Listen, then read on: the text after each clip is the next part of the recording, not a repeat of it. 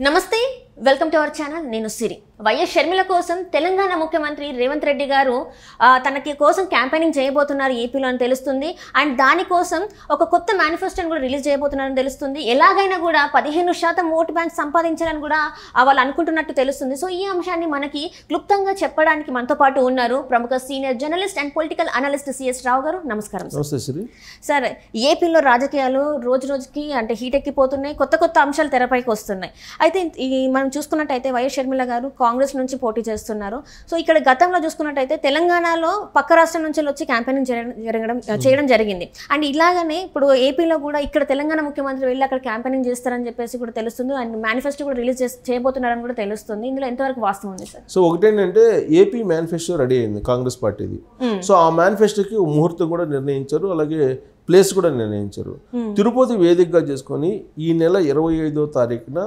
Congress party manifesto విడుదల చేయబోతుంది ఆ మేనిఫెస్టో ఏ విధంగా ఉండబోతుంది అనేటువంటి ఒక ప్రశ్న వేసుకుంటే కనుక రేవంత్ రెడ్డి ఏదైతే గ్యారెంటీలు ఇచ్చారో 6 గ్యారెంటీలు ఆ 6 గ్యారెంటీలతో పాటు కర్ణాటకలో అమలు చేసినటువంటి కొన్ని పథకాలు ఉన్నాయి వాటిని కర్ణాటకను చూసి తెలంగాణలో 6 గ్యారెంటీలు తయారు చేశారు కర్ణాటకలో సక్సెస్ఫుల్ గా నడిచింది కాంగ్రెస్ పార్టీ మేనిఫెస్టో అక్కడ కర్ణాటకలో ఫస్ట్ విజయం సాధించింది కాంగ్రెస్ పార్టీ ఆ తర్వాత అదే మేనిఫెస్టోని అనుసరించి అదే మేనిఫెస్టోని ప్రకటించి తెలంగాణలో కూడా కాంగ్రెస్ పార్టీ అధికారంలోకి రాగలిగింది రేవంత్ రెడ్డి ముఖ్యమంత్రి అయ్యారు ఇప్పుడు ఇదే ఫార్ములాని కర్ణాటక తెలంగాణ ఫార్ములాని ఆంధ్రప్రదేశ్లో ఇంప్లిమెంట్ చేయడానికి కాంగ్రెస్ పార్టీ రెడీ అవుతుంది ఇప్పటికే మేనిఫెస్టోని తయారు చేశారు రేవంత్ రెడ్డి ఏదైతే 6 గ్యారెంటీలు ఇచ్చారో ఆ గ్యారెంటీలని పొందుపరచబోతూ ఉన్నారు ఆ మేనిఫెస్టో ద్వారా కనీసం 15% ఓట్ బ్యాంకును రాబట్టాలి అనేది కాంగ్రెస్ పార్టీ యొక్క లక్ష్యం ఆ విషయాన్ని మాణిక్య ఠాగూర్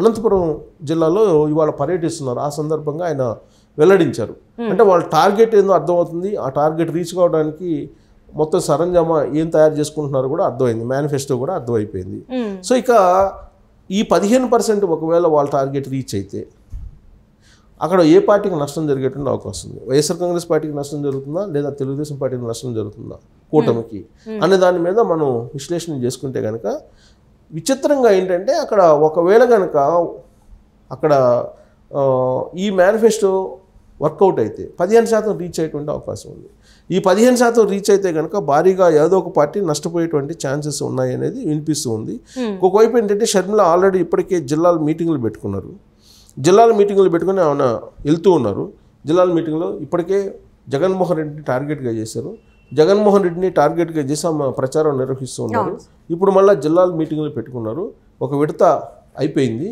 ఇప్పుడు కుమారుడి పెళ్లి ఉంది ఇవాళ రేపు ఎల్లుండు 18వ తారీఖు కుమారుడి పెళ్లి కూడా అయిపోతుంది క్లియర్ అయిపోతుంది ఆ పనులు కూడా ప్రస్తుతం రాజస్థాన్లో ఉండేటువంటి జోధ్పూర్లో ఆ వేడుకలు జరుగుతూ ఉన్నాయి సో అవి అయిపోయిన తర్వాత మళ్ళీ తిరిగి వస్తారు తిరిగి వచ్చిన తర్వాత 25వ తారీఖున మేనిఫెస్టో ప్రకటించిన తర్వాత ఆ మేనిఫెస్టోని ప్రజల్లోకి బలంగా తీసుకెళ్ళడానికి తెలంగాణ ముఖ్యమంత్రి రేవంత్ రెడ్డితో కలిసి మీటింగులు పెట్టాలి అనేది ఒక ఆలోచన చేస్తున్నారు ఆ మేరకు ఒక రూట్ మ్యాప్ను కూడా తయారు చేశారు వీటితో పాటు ఒక ప్రత్యేక హోదా అనే అంశం ఏదైతే ఉందో దాన్ని నెరవేర్చాలంటే కాంగ్రెస్ పార్టీ మాత్రమే నెరవేర్చగలదు అనేటువంటి ఒక అంశాన్ని తీసుకుంది కాంగ్రెస్ పార్టీ అందుకే ఆ అంశాన్ని ప్రస్తావిస్తూ ఉంది ఆ అంశాన్ని పదే ప్రస్తావిస్తూ ఎవరు షర్మిల రాబోయేటువంటి రోజుల్లో ప్రత్యేక హోదా కావాలంటే కనుక కాంగ్రెస్ పార్టీకి ఓటు వేయండి అనేది ఒకటి రెండు జగన్మోహన్ రెడ్డి ఇచ్చినటువంటి హామీలను అమలు చేయలేదు అనేది మద్య నిషేధం కానీ ప్రత్యేక హోదా కానీ సిపిఎస్ రద్దు కానీ ఇలాంటి అంశాలను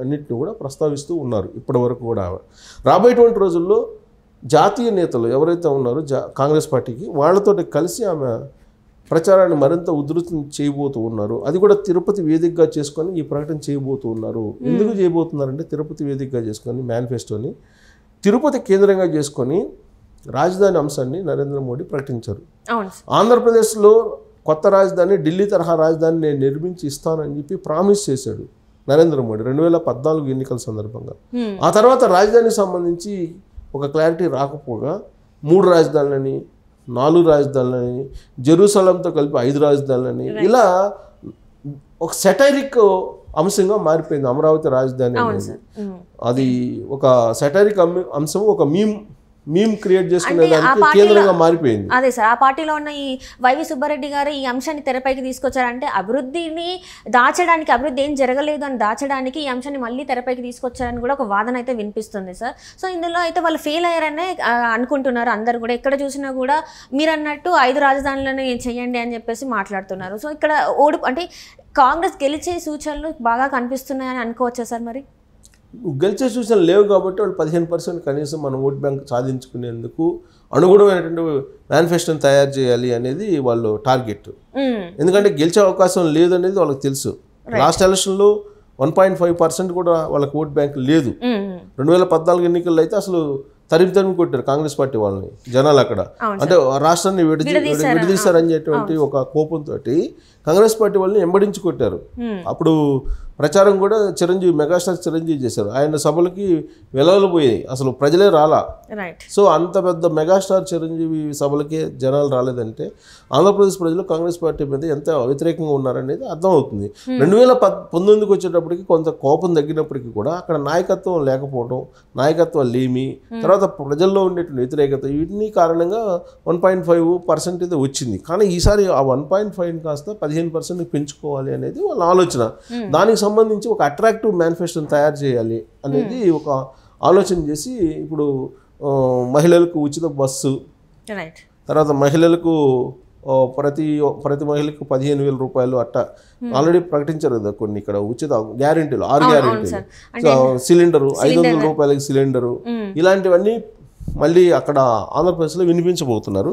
అయితే ఒకటేంటంటే అక్కడ ఆల్రెడీ చంద్రబాబు నాయుడు సూపర్ 6ని అనౌన్స్ చేశారు. వీళ్ళకన్నా ముందు సూపర్ 6ని అక్కడ అనౌన్స్ చేశారు. కాబట్టి వాళ్ళ మేనిఫెస్టోకి ఎంత ప్రయారిటీ ఉంటుంది అనేది ఒకటి. రెండేంటంటే జగన్మోహన్ రెడ్డి కూడా మేనిఫెస్టోని విడుదల చేయబోతున్నారు 18వ తారీఖున రాయలసీమ కేంద్రంగా చేసుకొని. కర్నూలు అనుకుంటా, కర్నూలు సభ ఉంది, ఆ సభలో ఆయన ప్రకటన చేయబోతున్నారు. సో కాబట్టి ఆయన ప్రకటన కూడా ఉచితాల మీద ఉండేటువంటి అవకాశం ఉంది. కాబట్టి కాంగ్రెస్ పార్టీ ఉచితాలను ప్రకటించినంత మాత్రాన ఆంధ్రప్రదేశ్ ప్రజలు ఆదరించి కాంగ్రెస్ పార్టీకి ఓటేస్తారని చెప్పి అనుకోలేం.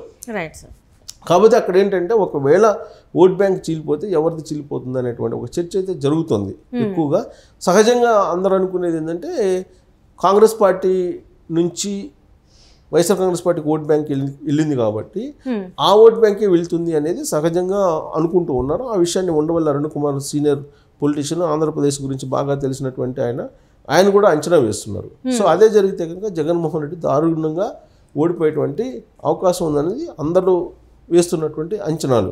సో అందుకే షర్మిల రావడం అనేది ఇష్టం లేనటువంటి వైఎస్ఆర్ కాంగ్రెస్ పార్టీ ఆమె మీద విరుచుకుపడుతూ ఆమెని వ్యక్తిత్వ హననం చేస్తూ వైఎస్ఆర్ కాంగ్రెస్ పార్టీ సోషల్ మీడియాలో ఆమె గురించి పర్సనల్ లైఫ్ని, ఆమె వ్యక్తిగత జీవితాన్ని, వీటన్నిటిని తీసుకొస్తూ ఆమెను డ్యామేజ్ చేసేటువంటి ప్రయత్నం చేస్తూ ఉన్న సందర్భంగా ఒకనొక సమయంలో అసలు జగన్మోహన్ రెడ్డి మాత్రమే రాజశేఖర రెడ్డి కుమారుడు, షర్మిల రాజశేఖర రెడ్డి కూతురు కాదు అంటూ విజయమ్మ శీలాన్ని శంకిస్తూ కొన్ని పోస్టులు కూడా పెట్టడం జరిగింది. అంటే ఆ స్థాయికి ప్రచారం వెళ్ళింది అని అంటే ఖచ్చితంగా షర్మిల యొక్క ప్రభావం వైఎస్ఆర్ కాంగ్రెస్ పార్టీ మీద పడుతుందని చెప్పి వైఎస్ఆర్ కాంగ్రెస్ పార్టీ కూడా అంచనా వేస్తుంది. అందుకే వాళ్ళు ఆందోళన చెందుతున్నారు, హైరాణ పడుతున్న పరిస్థితి.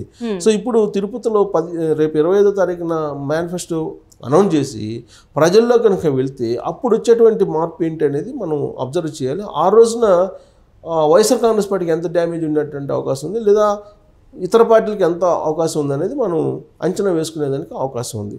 అసలు వాళ్ళు రేవంత్ రెడ్డి, వాళ్ళు సిద్ధరామయ్య, వీళ్ళిద్దరూ అమలు చేస్తున్నటువంటి పథకాలని, వీళ్ళిద్దరు ప్రకటించిన పథకాలని మేళవించి ఆంధ్రప్రదేశ్ ప్రజల మీద వేయాలి, ఆంధ్రప్రదేశ్ ప్రజలను అట్రాక్ట్ చేసేలాగా ప్రచారం చేయాలి అనేటువంటి ఆలోచన చేస్తూ ఉన్నారు. So Congress party maximum try చేస్తుంది అక్కడ, మ్యాక్సిమం సీట్లు అంటే ఎక్కువ ఓట్ షేర్ని పెంచుకోవాలనే ఆలోచన చేస్తుంది. అట్లీస్ట్ 2029కి అయినా కానీ బలపడాలనే ఒక ఆలోచన కాంగ్రెస్ పార్టీలో కనిపిస్తూ ఉంది. కేవలం పర్సంటేజ్ పెంచుకోవాలి అనేటువంటి ఒక ఆలోచన మాత్రం క్లియర్గా కనిపిస్తూ ఉంది. సో వాళ్ళ టార్గెట్ రీచ్ కావడానికి ఈ మేనిఫెస్టో 25వ తారీఖున తిరుపతి కేంద్రంగా అనౌన్స్ చేయబోతున్నారు. అది అనౌన్స్ చేసిన తర్వాత మనం అంచనా వేసుకోవచ్చు.